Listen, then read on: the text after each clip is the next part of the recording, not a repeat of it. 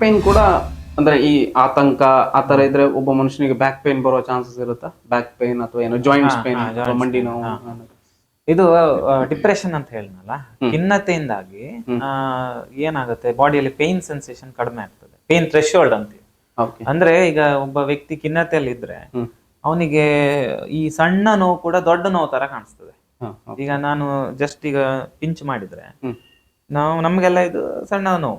ಅದೇ ಡಿಪ್ರೆಷನ್ ಇರುವಂತ severe depression ಇರುವ ಪೇಷಂಟಿಗೆ ಕೆಲವೊಮ್ಮೆ ಅದು ತುಂಬಾ ದೊಡ್ಡ ನೋವಾಗಿ ಕಾಣಿಸ್ತದೆ. ಹಾಗಾಗಿ ಏನಾಗ್ತದೆ, ಈ ನಾವು ಸೊಮ್ಯಾಟಿಕ್ ಸಿಂಪ್ಟಮ್ಸ್ ಅಂತ ಹೇಳ್ತೀವಿ, ಈ ಬಾಡಿಯಲ್ಲಿ ಸಣ್ಣ ಪುಟ್ಟ ನೋವುಗಳೆಲ್ಲ ಅವರಿಗೆ ಜಾಸ್ತಿ ನೋವಾಗಿ ಕಾಣಿಸ್ತದೆ. ಮತ್ತೆ ಅವ್ರಿಗೆ ಬೇರೆ ಬೇರೆ ಕಡೆ ನೋವು ಕೂಡ ಬರ್ಬೋದು. ತುಂಬಾ ಬ್ಯಾಕ್ ಪೇನ್ ಬರ್ಬೋದು, ಮಂಡಿ ನೋವು ಬರ್ಬೋದು. ಅದೇ ಇದು ನಾವು ಟೆಸ್ಟ್ ಮಾಡಿ ನೋಡಿದಾಗ ಎಲ್ಲದು ನಾರ್ಮಲ್ ಇರ್ತದೆ. ಬಟ್ ಯಾಕೆ ನೋವು ಬರ್ತಾ ಇದೆ ಅಂತ ಕ್ವಶನ್. ಇದು ಕೂಡ ಮಾನಸಿಕ ಖಿನ್ನತೆಯಿಂದ ಈ ನೋವುಗಳು ಉಂಟಾಗಬಹುದು. Okay doctor. ಸೊ ಡಾಕ್ಟರ್, ಈ ಹೈಪರ್ ಟೆನ್ಷನ್ ಏನು ಹೈ ಬಿ ಪಿ ಅಂತ ಹೇಳ್ತೀವಿ, ಆಕ್ಚುಲಿ ಟೆನ್ಷನ್ ಆದ್ರೆ ಆಕ್ಚುಲಿ ಹೈ ಬಿ ಪಿ ಆಗೋ ಚಾನ್ಸಸ್ ಇರುತ್ತಾ? ಇದೊಂದು ಆಕ್ಚುಲಿ ಟೆನ್ಷನ್ ಆದಾಗ ಏನಾಗ್ತದೆ, ಸ್ವಲ್ಪ ಮಟ್ಟಿಗೆ ಬಿ ಪಿ ರೈಸ್ ಆಗ್ತದೆ.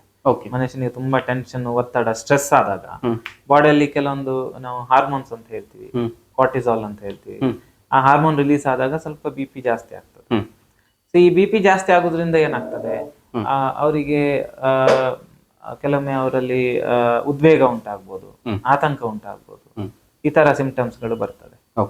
ಸೊ ಕೆಲವೊಬ್ಬರಲ್ಲಿ ಬಿ ಪಿ ಜಾಸ್ತಿ ಆಗೋದ್ರಿಂದ ಅವ್ರ ಬ್ರೈನ್ ಅಲ್ಲಿ ಸ್ವಲ್ಪ ಚೇಂಜಸ್ ಆಗಿ ಹಾರ್ಮೋನ್ ಲೆವೆಲ್ ವೇರಿಯೇಷನ್ ಆಗಿ ಅದರಿಂದ ಡಿಪ್ರೆಷನ್ ಕೂಡ ಬರ್ಬೋದು. ಸೊ ಬಟ್ ಈಗ ಕೆಲವೊಂದ್ಸಲ ಡಾಕ್ಟರ್ ನೋಡಿದ್ರೆ ತುಂಬಾ ಭಯ ಆಗುದು, ಅವಾಗ ಬಿ ಪಿ ಅದು ವೈಟ್ ಕೋಟ್ ಹೈಪರ್ ಟೆನ್ಷನ್ ಅದೆಲ್ಲ ಟೆಂಪರರಿ, ಜಸ್ಟ್ ಒಂದ್ 2 ನಿಮಿಷ ಅಷ್ಟೇ, ಆಮೇಲೆ ಅದು ನಾರ್ಮಲ್ ಆಗ್ತದೆ.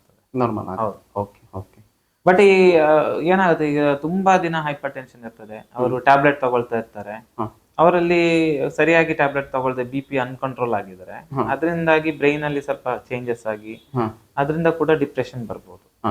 ಇಲ್ಲ ಡಿಪ್ರೆಷನ್ ಇರುವಂತ ಪೇಷಂಟ್, ಅವರಿಗೆ ಉತ್ಸಾಹ ಕಡಿಮೆ, ಯಾವ್ದ್ರಲ್ಲೂ ಆಸಕ್ತಿ ಇಲ್ಲದೆ, ಅವರು ಮಾತ್ರೆಗಳನ್ನು ಸರಿಯಾಗಿ ತಗೊಳ್ತಾ ಇದ್ರೆ ಅವರಲ್ಲಿ ಬಿ ಪಿ ಕೂಡ ಅನ್ಕಂಟ್ರೋಲ್ಡ್ ಆಗಿ ಜಾಸ್ತಿ ಆಗ್ಬೋದು. ಈ ರೀತಿ ಲಿಂಕ್ ಗಳಿರ್ತದೆ. ಅದು ಡಯಾಬಿಟಿಸ್ ಅಲ್ಲೂ ಅದೇ ರೀತಿ. ಯಾವ ತರ ಅಂದ್ರೆ ಅತಿಯಾದ ಶುಗರ್ ಇಂದಾಗಿ ಅವರ ಬಾಡಿಯಲ್ಲಿ ವೇರಿಯೇಷನ್ ಆಗಿ ಡಿಪ್ರೆಷನ್ ಬರ್ಬೋದು, ಬ್ರೈನ್ ಅಲ್ಲಿ ಚೇಂಜಸ್ ಆಗಿ. ಅಥವಾ ಸರ್ ಡಿಪ್ರೆಷನ್ ಇಂದಾಗಿ ಅವರಿಗೆ ಆಕ್ಚುಲಿ ಡಯಾಬಿಟಿಕ್ ಅಟ್ಯಾಕ್ ಆಗುವಂತ ಚಾನ್ಸಸ್ ಇದೆ? ಡಿಪ್ರೆಷನ್ ಇಂದ ಡಯಾಬಿಟಿಸ್ ಬರಲ್ಲ, ಬಟ್ ಡಯಾಬಿಟಿಸ್ ಇರುವವರು ಕಂಟ್ರೋಲ್ ತಪ್ಪಬಹುದು.